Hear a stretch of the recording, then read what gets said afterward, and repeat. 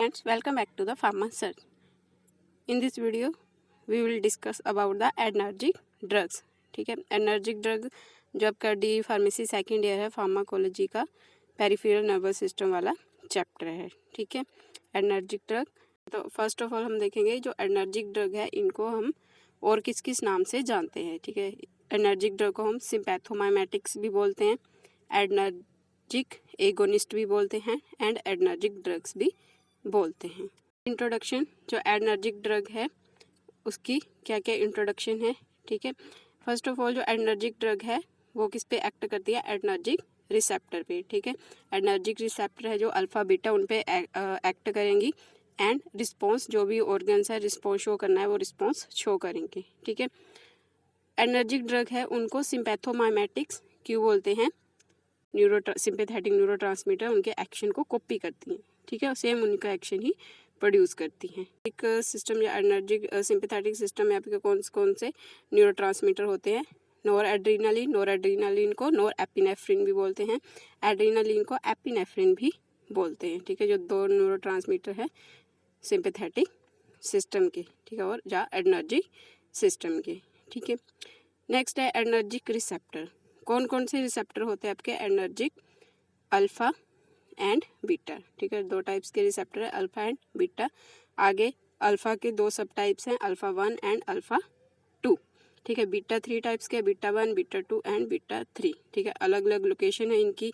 तो हमारे alpha receptor है, ठीक है, अल्फा 1 एंड अल्फा 2. ठीक है, वो कहाँ पे प्रेजेंट होते हैं, हमारे कौन से ऑर्गन में प्रेजेंट होते हैं. ठीक है, फर्स्ट है अल्फा रिसेप्टर. ठीक है, एक पॉइंट है जो हमारा अल्फा रिसेप्टर है. ठीक है, अगर आपने रिसेप्टर पढ़ा होगा कि जो रिसेप्टर होते हैं वो किस किस पाथवे से वर्क करते हैं. ठीक है, जी प्रोटीन हो गया, आइनोट्रोपिक हो गए. ठीक है, तो जो हमारे अल्फा रिसेप्टर है वो GQ कपल प्रोटीन से GPCR बोलते हैं. GPCR की आगे टाइप्स होती है. ठीक है, GQ, GI, GS. ठीक है, तो जो हमारा अल्फा रिसेप्टर है वो अल्फा 1 है वो GQ के पाथवे से काम करता है और अल्फा 2 GI के पाथवे से काम करता है. GQ में क्या होता है कि कैल्शियम आयन रिलीज होता है और कॉन्ट्रैक्शन होती है. ठीक है, जहाँ पे कैल्शियम आयन रिलीज होता है वहाँ पे ऑर्गन्स की कॉन्ट्रैक्शन होती है. ठीक है, GI क्या होता है, जो एक्शन को इनिबिट करता है. ठीक है, आई का मतलब इनहिबिशन. ठीक है, अगर कॉन्ट्रैक्शन होती है तो उसको इनिबिट करके डायलेट करना.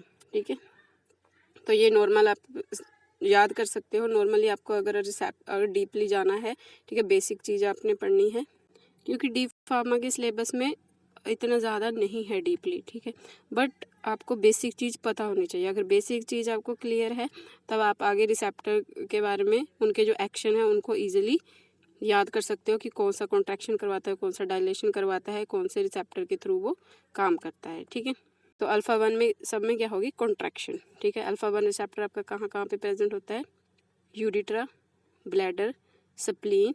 ठीक है, इन सब में क्या करेगा ये, कॉन्ट्रैक्शन. और आई में प्रेजेंट होता है आपका अल्फा 1, तो इसमें आई में क्या करेगा, माइड्रेसिस. और जो अल्फा 2 है वो आपका कहाँ पे प्रेजेंट होता है, पैनक्रियाज में. ठीक है, पैनक्रियाज में अब GI के थ्रू, अब अल्फा 2 GI के थ्रू काम कर रहा है तो मतलब इनिबिट करेगा.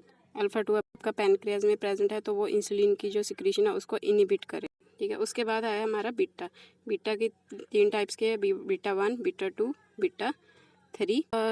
रिसेप्टर आपका वो GS के थ्रू काम करता है. ठीक है, GPCR में GS प्रोटीन के थ्रू काम, G कपल प्रोटीन के थ्रू काम करता है. S का मतलब होता है स्टिमुलेट. ठीक है, बीटा 1 जो रिसेप्टर है, ठीक है, वो स्टिमुलेट करता है ऑर्गन्स को. ठीक है, जैसे बीटा 1 कहाँ पे प्रेजेंट है आपका, हार्ट पे. ठीक है, हार्ट को स्टिमुलेट करेगा तो हार्ट रेट इंक्रीज होगी. जी सेल ऑफ किडनी को स्टिमुलेट करेगा, किडनी से क्या रिलीज होता है, रेनिन. ठीक है, तो रेनिन के रिलीज को बढ़ाएगा. 2 आपका लंग्स में प्रेजेंट होता है. ठीक है, अब आप कैसे ट्रिक से याद कर सकते हो कि जो बीटा रिसेप्टर है वो कहाँ पे, बीटा 1 कहाँ पे प्रेजेंट होता है. अब हार्ट आपका एक होता है तो बीटा भी क्या है, एक, बीटा 1. ठीक है, 1, हार्ट कितने होते हैं, 1. ठीक है, तो याद कर सकते हो बीटा 1 आपके हार्ट पे प्रेजेंट होता है. जो बीटा 2 है, ठीक है, वो लंग्स पे प्रेजेंट होता है. लंग्स कितने होते हैं आपके, 2. ठीक है, तो बीटा 2 ज़्यादातर लंग्स पे प्रेजेंट होता है. 2 लंग्स है, बीटा भी क्या है, 2 नंबर क्या है. ठीक है। तो और कहाँ पे प्रेजेंट होता है, लीवर्स की स्मूथ मसल्स, जीआईटी की smooth muscle and blood vessel की स्मूथ मसल्स। अब बीटा 2 क्या करता है, रिलैक्सेशन। ठीक है, बीटा 1 क्या करेगा, स्टिमुलेट करता है, ठीक है, हार्ट को, किडनी के जेजी सेल्स को, एंड बीटा 2 स्मूथ मसल्स की रिलैक्सेशन करवाता है। ब्रोंकाई की होगी, जीआईटी की होगी, लीवर की होगी। ठीक है, बीटा 3 कहाँ पे प्रेजेंट होता है आपका, एडिपोज टिश्यू। एडिपोज टिश्यू में प्रेजेंट है तो ये लाइपोलिसिस करवाएगा। ठीक है, जो आपके फैट सेल्स होते हैं उनके लाइपोलिसिस करवाएगा। नेक्स्ट है, ये तो हो गया बीटा अल्फा 1 और बीटा की ए बी सी डी। ठीक है, ए से अल्फा 1, बी से बीटा 2। ठीक है, अल्फा 1 क्या कराता है, सी से कॉन्ट्रैक्शन, बी के नीचे क्या है, डी, डी से डायलेशन। बीटा 2 डायलेशन करवाएगा, अल्फा 1 कॉन्ट्रैक्शन करवाएगा। ठीक है, तो आप इस तरीके से याद कर सकते हो कि जो अल्फा 1 रिसेप्टर है वो कॉन्ट्रैक्शन करवाता है और बीटा 2 डी से dilation. A B C and D. Pharmacological action.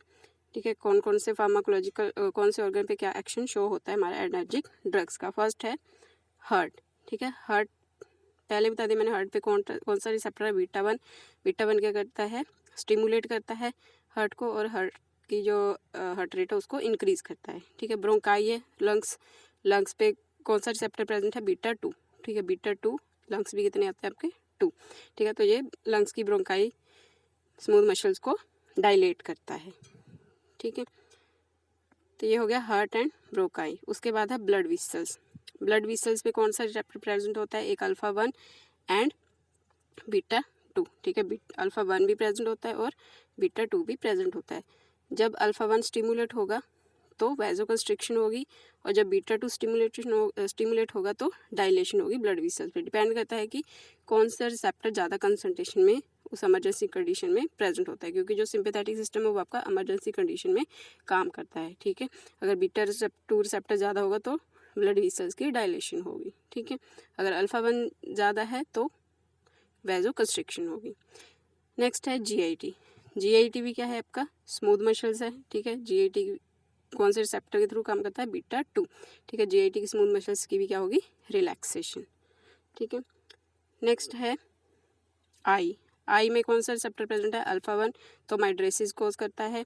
ठीक है, जेजी सेल्स ऑफ किडनी। ठीक है, इसमें कौन सा बीटा 1 रिसेप्टर प्रेजेंट है, तो वो किडनी में रेनिन की जो सिक्रीशन है उसको इंक्रीज करता है। ठीक है, उसके बाद लीवर। लीवर में आपका कौन सा रिसेप्टर प्रेजेंट है, लीवर की स्मूथ मसल्स में बीटा 2 रिसेप्टर।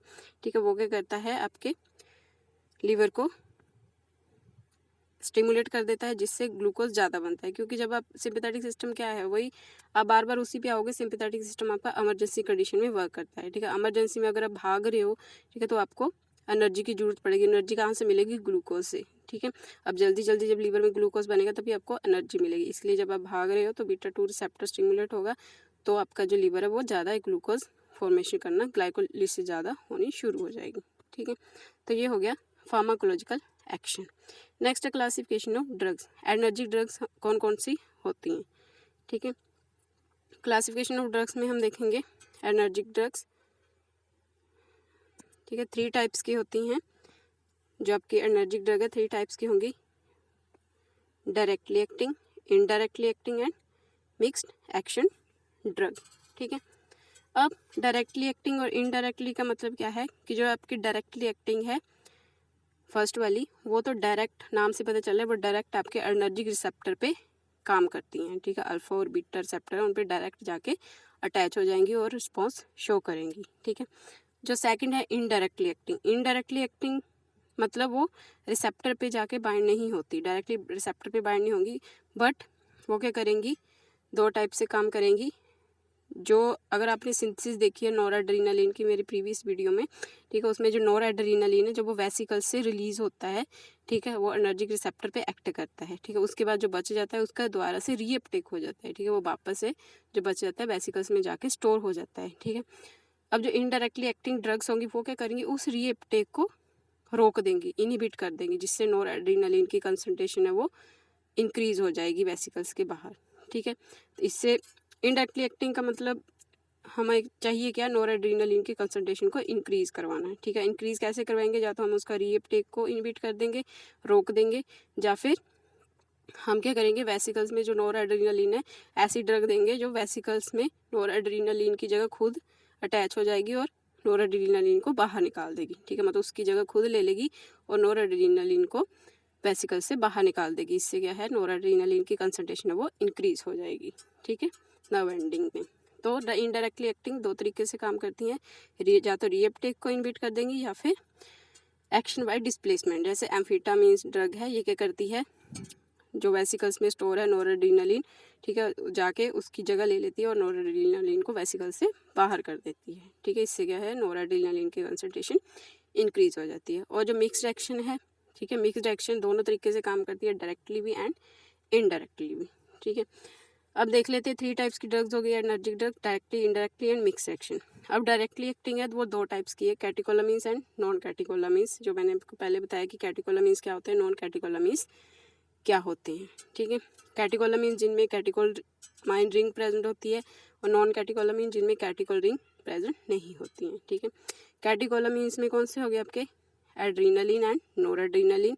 नॉन कैटेकोलामीन में ज़ाइलोमेटाजोलिन। ठीक है, एड्रीनालिन नोरएड्रेनालिन को तो आपको पता है, जो न्यूरोट्रांसमीटर होते हैं आपके।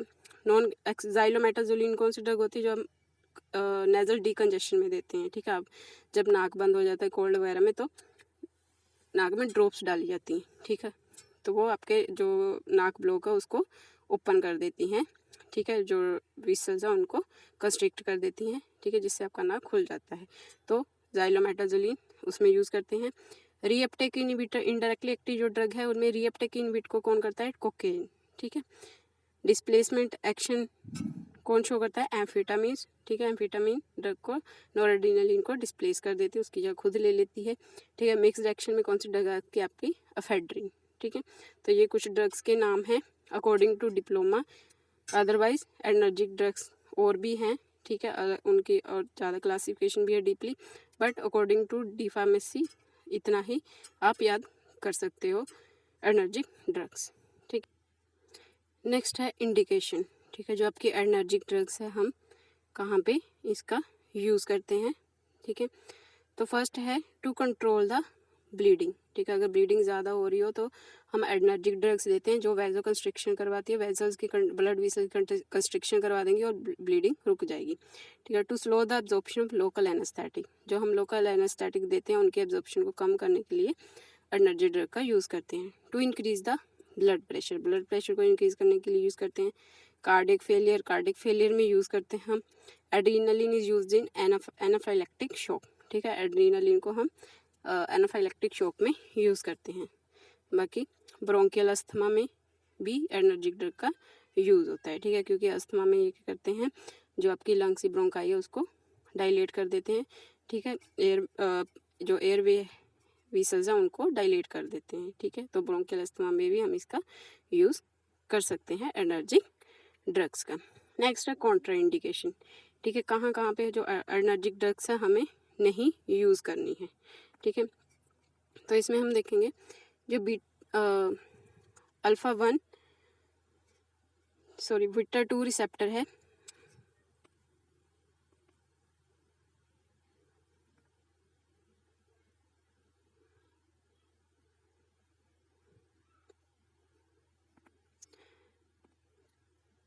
कॉन्ट्रा इंडिकेशन में हम देखेंगे जो beta 2 receptor agonist Contra indicated in patient have hypokalaemia. ठीक है, जिस पेशेंट में कैलीमिया हाइपोकैलीमिया है उसमें हम बीटा 2 रिसेप्टर जो ड्रग्स है वो जो बीटा 2 रिसेप्टर पे जाके एक्ट करती हैं वो ड्रग्स यूज़ नहीं करेंगे। ठीक है, अल्फा 1 रिसेप्टर की जो ड्रग्स हैं वो हम हाइपरटेंशन में यूज़ नहीं करेंगे। ठीक है, क्योंकि हाइपरटेंशन में ऑलरेडी जो जो आपका ब्लड प्रेशर है वो ज़्यादा होता है। ठीक है, तो उस टाइम पे हम अल्फा रिसेप्टर की जो ड्रग्स है वो नहीं यूज़ करेंगे। Beta 1 receptor agonist require question in arrhythmia. ठीक है, जो बीटा 1 रिसेप्टर है ठीक है वो हार्ट पे प्रेजेंट होता है आपका। ठीक है, तो जो अरिदमिया में अगर हम उसका यूज़ करें तो हमें उसका बहुत ही ध्यान से यूज़ करना है बीटा 1 रिसेप्टर की ड्रग्स का। Alpha 2 receptor agonist contraindicated in low blood pressure. ठीक है, जो अल्फा 2 रिसेप्टर है, ठीक है, अल्फा 2 रिसेप्टर की ड्रग्स है उनको हमने अगर किसी का ब्लड प्रेशर लो है तो उसमें यूज़ नहीं करना है। ठीक है, तो ये हो गया कहाँ कहाँ पे हमने एनर्जिक ड्रग का यूज़ नहीं करना है। नेक्स्ट है डोज, ठीक है। डोज कितनी यूज़ करनी है हमें, जो कुछ मेन ड्रग्स हैं उनकी आप डोज याद कर सकते हो। जैसे सालब्यूटामोल है, ठीक है। सालब्यूटामोल को अगर आप टैबलेट में ले रहे हो, अदरवाइज़ तो ये चिल्ड्रंस के लिए सिरप में भी आता है, ठीक है, जिसमें हम 2 टाइम्स यूज़ कर सकते हैं, ठीक है, 3 ml। अगर ये टैबलेट की फॉर्म में प्रेजेंट है तो सालब्यूटामोल टैबलेट 2 mg से 4 mg ही यूज़ करनी है। अडल्ट के लिए रिकमेंडेड डोज है 4 mg से 4 mg यूज़ करनी है 3 और 4 टाइम्स ए डे। एक दिन में 3 या 4 टाइम यूज़ कर सकते हो 4 mg, ठीक है। एम्फीटामिन 5 to 10 mg tablet in the morning and mid day, ठीक है। 5 to 10 mg टैबलेट आप सुबह या दिन के आफ्टरनून में ले सकते हैं, ठीक है। तो ये हो गया कुछ इंपॉर्टेंट ड्रग्स की डोज कितनी लेनी है। एड्रीनलिन की डोज आप कितनी ले सकते हो इन एक्यूट अस्थमा। अगर अस्थमा में यूज़ कर रहे हैं एड्रीनलिन तो 0.01 ml ही यूज़ करनी है। अगर कार्डियक में यूज़ कर रहे हैं, कार्डियक अरेस्ट में यूज़ कर रहे हैं तो 0.01 ml ही यूज़ करनी है, ठीक है। इफेड्रिन टोटल अपने दिन में इफेड्रिन की कंसंट्रेशन 150 mg से ज़्यादा नहीं रखनी है, ठीक है। एक अडल्ट है उसको एक दिन में 75 mg, सॉरी अडल्ट के लिए 150 mg ही एक दिन में दे सकते हो, और चिल्ड्रन के लिए इफेड्रिन की डोज 75 mg पर डे रखनी है, इससे ज़्यादा नहीं करनी है। तो ये कुछ ड्रग्स थी जिनकी डोज कितनी रखनी है, ठीक है।